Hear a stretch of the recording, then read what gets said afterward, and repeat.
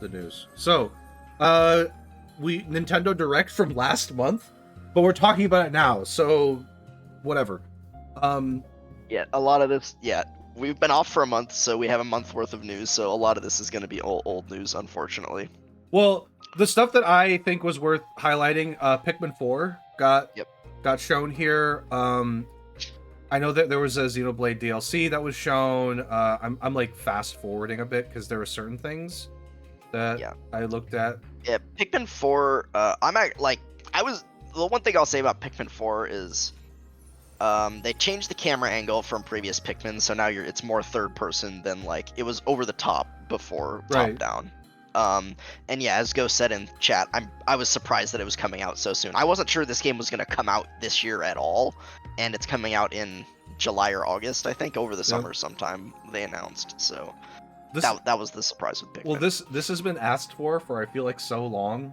Yeah. People have been asking for this, so I do like that there's quite a bit of dedicated time to it. I personally have never played Pikmin, but I know that people like it. So. I played the first 2 games. What else? There was the Xenoblade DLC that got shown. I'm going fast on certain things, but seems like a new. Is this like a hero? Like a hero deal? You get like another hero to play, probably their quest. Yeah, the third wave of DLC, which I think came out in February. I think. Mm-hmm. And then that one gets a new hero and then a new they called it roguelike sort of challenge mode thing. So, which I bought the season pass for Xenoblade 3, but I haven't played either of the two waves that have come out yet. I'll probably go back to it once Wave 4 comes out, which is the actual story expansion for it. And yeah, there was a lot of theories about Wave 4. We have Rex and Shulk there together, and Alvis, who was a character in the first game, who they revealed, at least in DE, he is the third Aegis. I don't know if you remember from Xenoblade 2, there were 3 Aegis crystals. There was Malos and then Pyramithra. Right. And then there was a third one that was missing. The third one is Alvis. Okay, got it. Who is in Xenoblade 1. I see. Okay. Yeah. Got it. Okay. So there's that. So yeah, that'll come out later in the year, I think, for the story expansion. Splatoon expansion pass DLC. Fire Emblem, they had something for Fire Emblem here. I imagine it was just more DLC. rings and maybe DLC. Quests and stuff for that. Yeah, again, they have DLC. They had DLC. They had 3 new rings that came out pretty soon after the Direct, which were Hector, Soren, and Camilla. Yep. And another wave is coming out quite soon to now, next week or in the next couple of weeks, that has Crom and Robin, and then Veronica, who's a character from Heroes. Got it. And they announced Wave 4, which is a story DLC. But honestly, I didn't buy the season pass for Fire Emblem, and I'm not sure I'm interested in it. The story in the game is just so bad. I just don't care about the story DLC. Yeah, I felt like, okay, if you don't care about the story, you're not going to get that. and more rings, it's again, I haven't used them, but from what I've heard, most of the DLC rings are just broken. Oh. And it just makes the game easier. And the part of the game where they take away all your rings, it's you have all the DLC rings now. So who cares?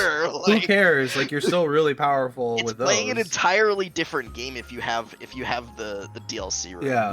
So a lot of power creep. You love to see that. Where else? I'm skipping all stuff. Advance Wars. Yeah. Spoon.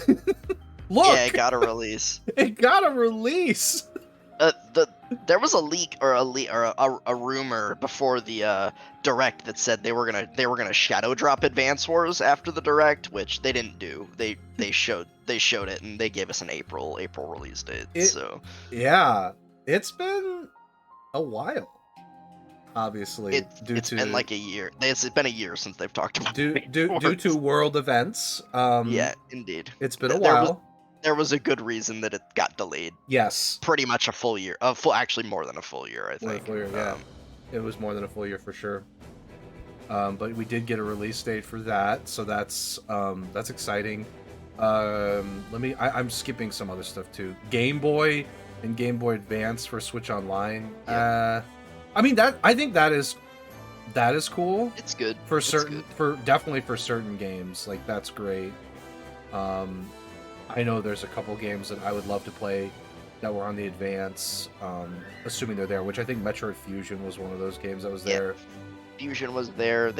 I don't think these are out yet, but they showed the first Fire Emblem, or the first one that came out here, I should say, FE7, and then Golden Sun was on there as well. So there's some. I mean, like, there are some good gems in that Game Boy Advance area. I mean, they could do a lot with GBA. There's a lot of classics on GBA, to be honest. So, and there is a classic series that I'll show in a second. But then we had Metroid Prime Remastered. Was shown here. They did shadow drop this. They did shadow drop this. What else did we get? That game got insanely good reviews. Like the remaster? Yeah, the remaster did. People freaking loved it. You had the Batten. Yeah, you had the Batten Kaitos remaster as well, which I saw you scroll by. I did scroll by. And then I'm moving forward to one in particular. Where is it? It's in here somewhere. There it is. I found it. Battle Network Legacy Collection. Yep, Battle Network Legacy Collection. Yes! Finally, I can jack in. You can jack in all you want. I can jack into the squirrel. This is on Steam. This is on Steam as well, by the way, so you don't have to play it on Switch. Listen, but I want to play it on Switch. Actually, I could play it on my Steam Deck. So if I wanted to, I could play it there. But still, like, this is cool. This is great. This is good stuff right here. I love this series so much. Yeah, I love Battle Network as well. Yeah, on Steam, by the way, it's the Legacy Collection. It's $50 for all the games. Oh, got it. Okay. Well, I imagine it's going to be like $60 for this on Switch. I imagine it's going to be like 50 or 60 on Switch. I can't imagine. I'm going to assume it's the same price on Switch. I can't imagine they make it so it's more probably expensive. $50. It's probably $50. And then Spoon, we have to go to the end of it, which I'm sure a lot of people had to change their underwear afterwards. We had another trailer for Tears of the Kingdom. Yep. Which it sounded like a Matt Mercer voiceover to me at the beginning. I know you have the sound off, but I just turned it off because another Nothing Burger trailer from Zelda. I didn't want to say anything, but this is a Nothing Burger. Yeah, again. I agree. It's like they haven't shown anything yet. It's just like screenshots basically and like snippets. It's like, can we get some extended gameplay for this? Like at some point, are they? And I'm surprised they didn't announce like a Zelda, Breath of the Wild, or sorry, Tears of the Kingdom direct for some point. Like I would be really surprised if they didn't do one, because like I want to know like what's different between this one and the first one. Right. Is it the same map? It's the same world and map? The Sky Island, like the Sky Island stuff that they're adding, like that's obvious, but yeah. You know. I'm just curious because whenever I look at it, I'm trying to figure out, this is a different map, right? Or is it the same map, but you have Sky Islands?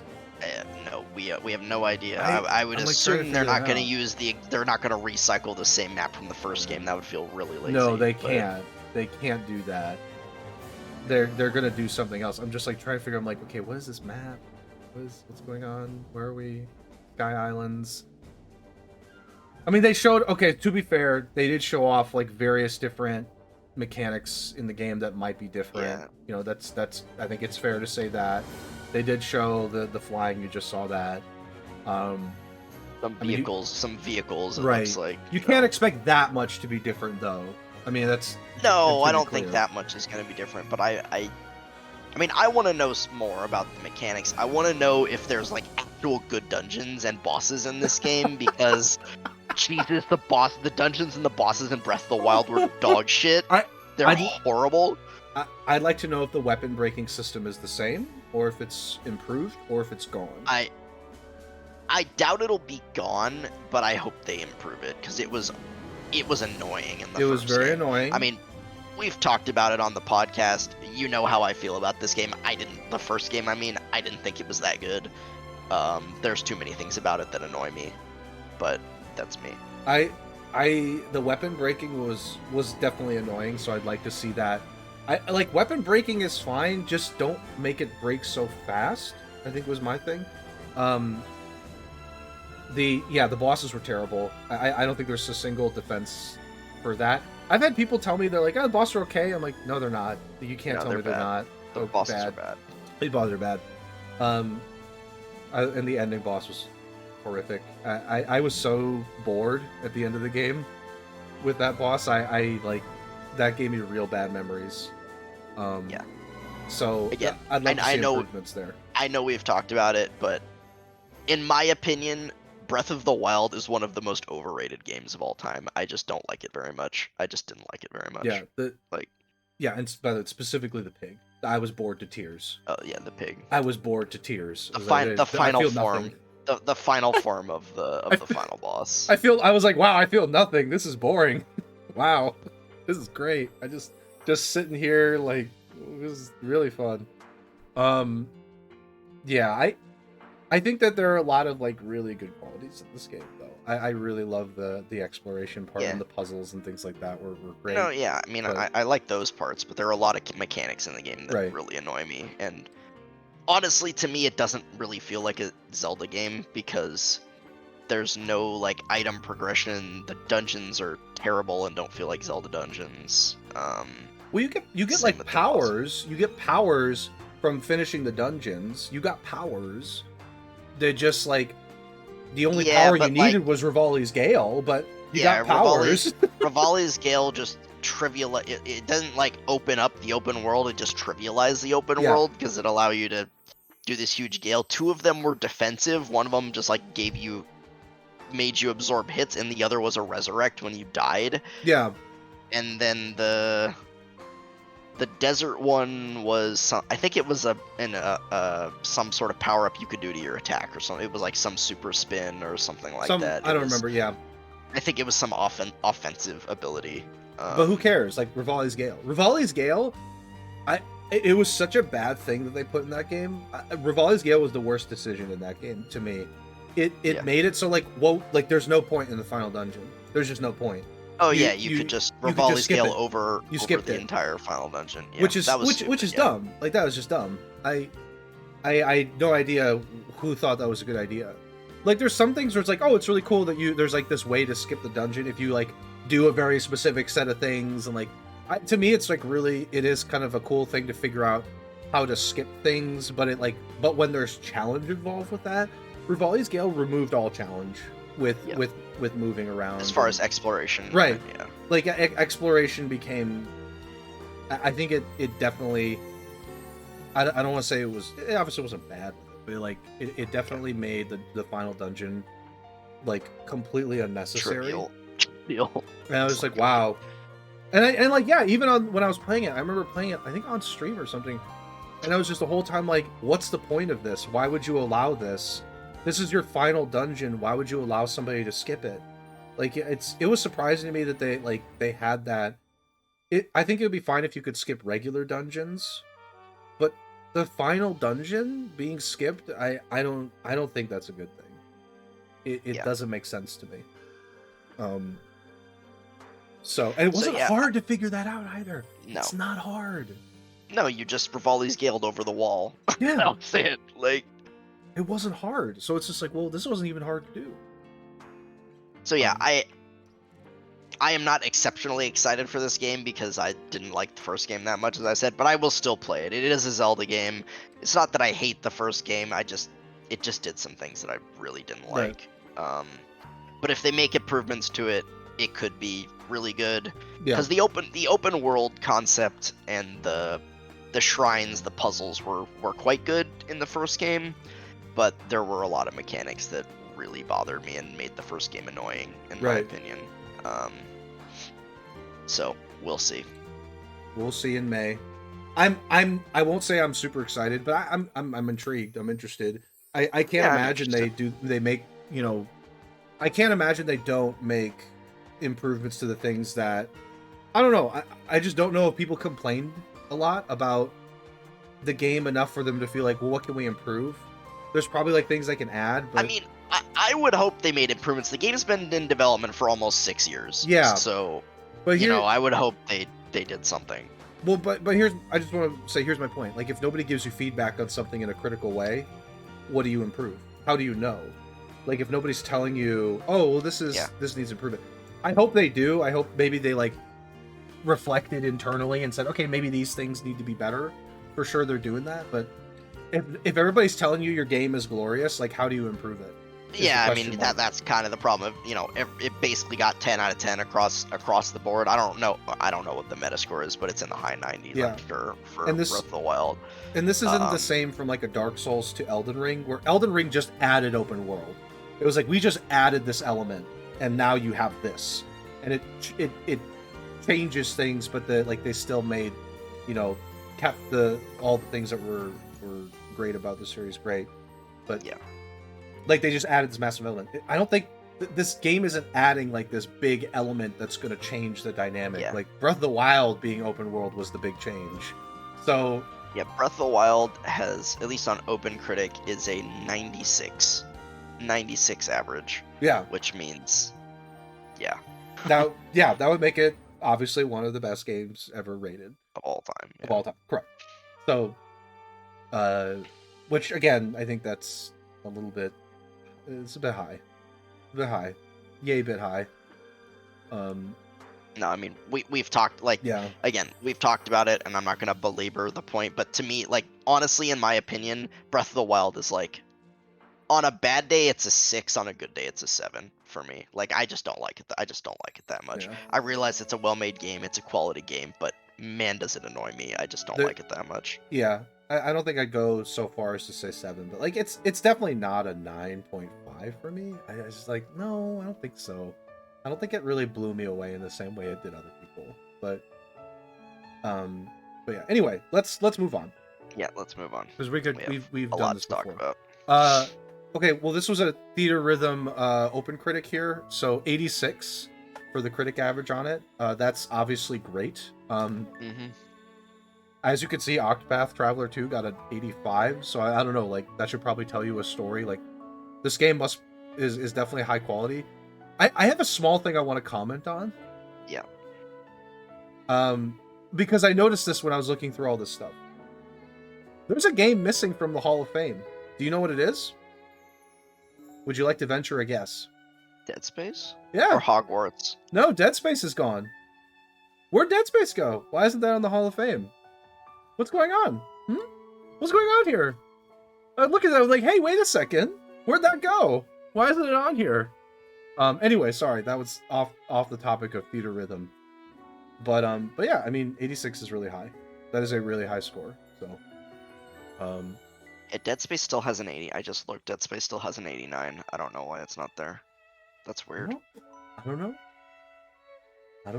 Maybe because it's a remake. They're like, oh, I'm not sure. We don't do remakes on there. I mean, Metroid Prime Remastered wasn't on there, right? So I'm sure Metroid Prime. So my tinfoil hat's on though.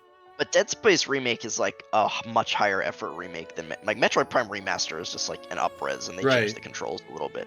Dead Space, they actually like changed the game. They remade the game, at least a little bit. They remade the game, yeah, which I still need to get to, but they remade that game.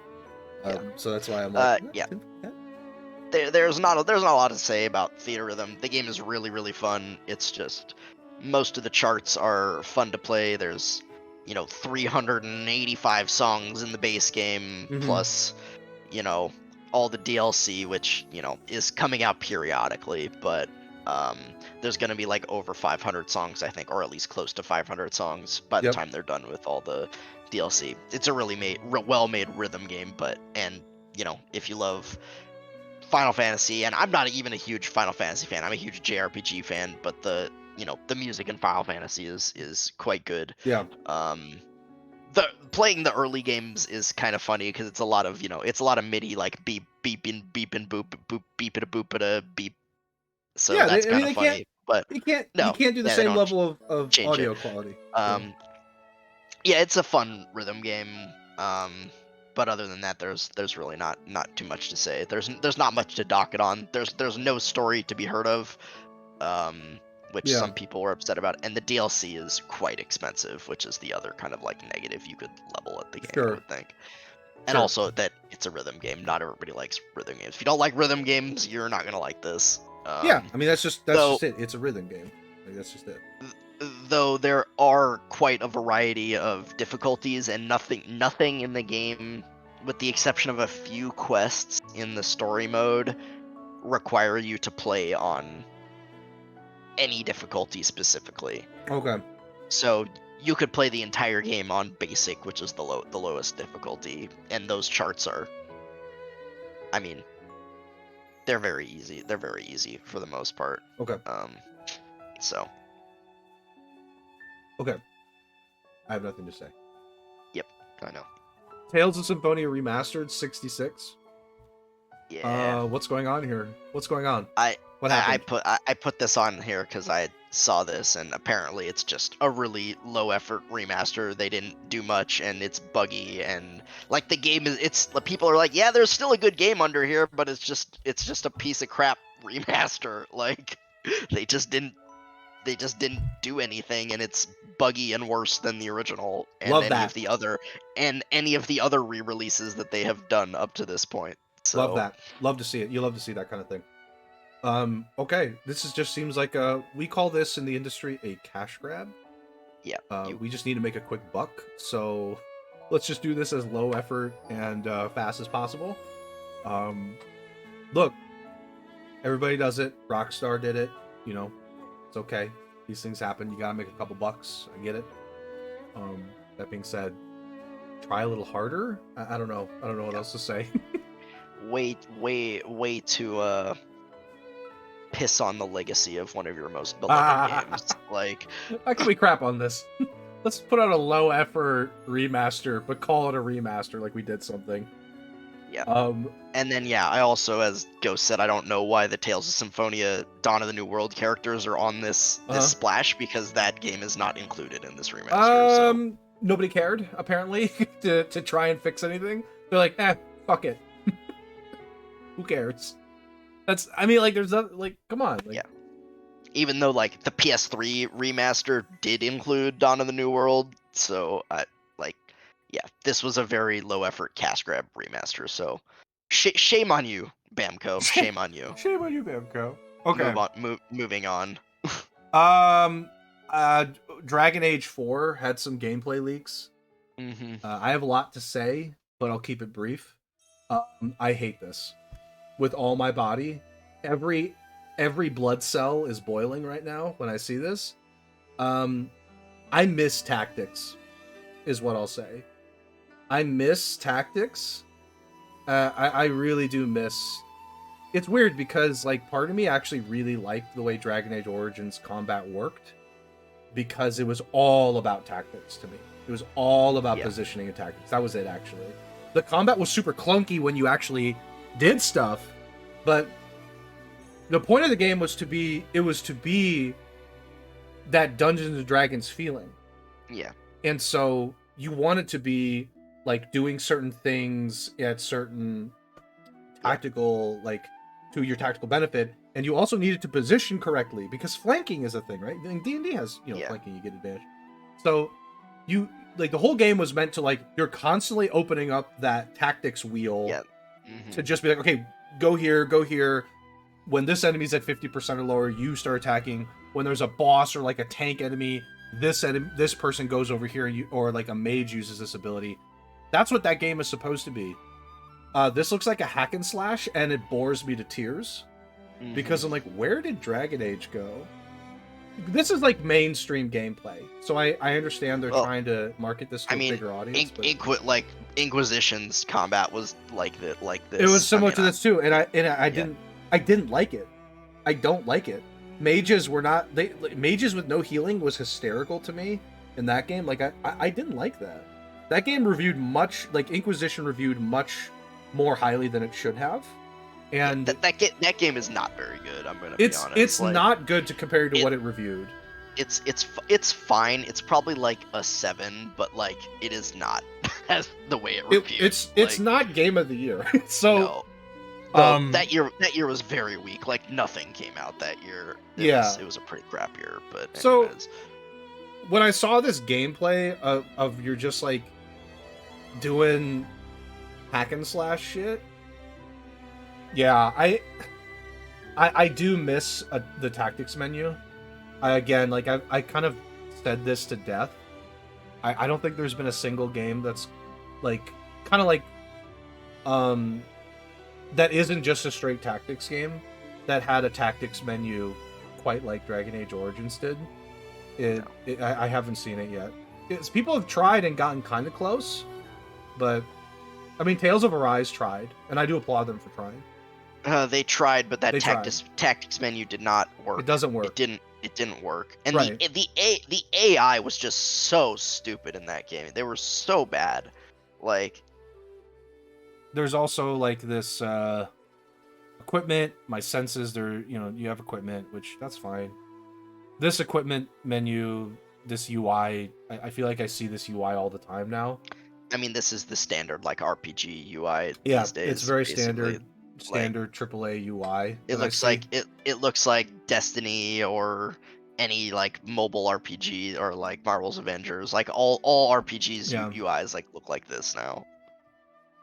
So I can't say I'm excited. Yeah, the only thing I'll say about this is apparently like these screenshots and videos were taken from a build that was like quite old. From what I heard, like a few years ago old, so it could change significantly from this. And apparently this game has gone through some development hell, and they've started and restarted production like a couple of times. So who frickin' knows what it looks like now compared to this? I'm not criticizing the graphics too. I don't really give a shit about the graphics here. The graphics are fine. They're fine. It's perfectly fine right now. I just, if this is what I'm gonna see for the combat, I'm. I doubt it'll be much different. You're not gonna get your Dragon Age Origins technical combat. I know you're not. I'm not. Like, that's not mainstream. It's gonna be actiony. It's probably gonna be similar to Inquisition, to be honest. So or something like this. I recognize Origins is not good for a major audience. It's not. It's not good for major audiences. Major audiences, I don't think, would very much like that at this point. But that was like, to me, it was like, oh yeah, this is perfect. I get to like actually plan out my entire battlefield in a way that lets me like have complete control. Like I'll have complete control of the battlefield, and I can spec certain ways where I don't have to like it got to a point where I didn't necessarily have to bring up the radial menu all the time. I just knew what my team was going to do in almost every situation, because I had planned out like 5 to 10 different changes to the tactics at certain points, and it just like that degree of autonomy for my party was what I was looking for. Whereas with Tales of Arise, I don't trust anybody in that party. They're like, oh well, there's a giant rock falling from the sky, and they're just like, no. I think the text menu in Tales of Arise probably would have been good if the AI was competent, but it wasn't competent. The AI was so terrible. Right. So when the AI is terrible, like that's where the tactics menu came in. And I could be like, okay, well, my AI doesn't know what to do and they're doing the wrong things all the time. Let me fix that real quick. Let me just quickly fix all that. Like, if you're surrounded by 2 or more enemies as a mage, stun them, please, and run. Yeah. So, yeah, I'm not going to get that with this game, so I'm not really excited about it. BioWare has EA disease, so, Yeah, it's a cancer.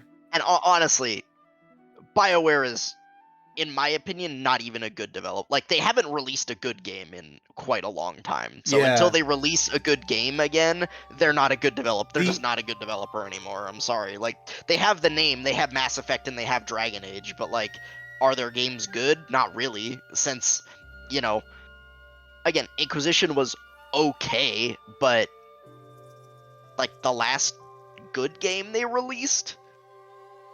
You could make the argument for Inquisition. Maybe you could make the argument for Mass Effect 3. Mass Effect 3 was fine. I think it was terrible in the story department, but at least it was fun to play. Yeah. But some people would argue Mass Effect 2 is the last good game they released. Like, Well, I know people didn't like Dragon Age 2 also, so yeah. They the Legendary Edition was a positive. I know they didn't Oh, develop that from the ground up. It's a remake. But they did do a lot with the first game in that edition. Okay, they improved the first game. They improved the game quite a bit. I'll give you that, but it's still a remake of an old game. It's not a new game. It's not a ground up thing. Yeah. I'm just saying, like, that was kind of a positive from their side recently. But yeah, it's not like a full blown new game. So, but they did a lot of good things to Mass Effect 1 in that. Like, that was a surprising level of improvement. But that being said, yeah, I'm not excited. Like, I do like the Dragon Age series for what it is. But yeah, this combat isn't really appealing to me. Like, I can get this in other places that it's just going to be better in. Dragon Age just, like, it doesn't have like an identity anymore. I feel like it just feels like a generic fantasy RPG to me, and I'm just like, okay. Yeah, well they had identity before. They had it. It was supposed to be like a branch a branch off of Dungeons and Dragons, like as a video game in just like a different kind of fantasy setting. That was its identity, and now it's just a generic fantasy game. Whereas before it was like, oh yeah, it's like, it's supposed to be that like Dungeons and Dragons kind of experience in a video game. So it's tactical. It was supposed to be. That's what it was supposed to be. And Dragon Age 2 diverted from that. And then EA took over and was like, nah, we're not going to do that. Yeah, it's not mainstream. Well, they recognize it's not mainstream. It's not a mainstream game. And so they're like, well, how do we make this mainstream? Well, you got to do all the mainstream things. And like that identity was long gone at that point. EA completely ruined BioWare. Like, it's really sad. It's really sad when you're like, wow, this was like a studio that we could certainly expect really interesting sci-fi and fantasy games from. But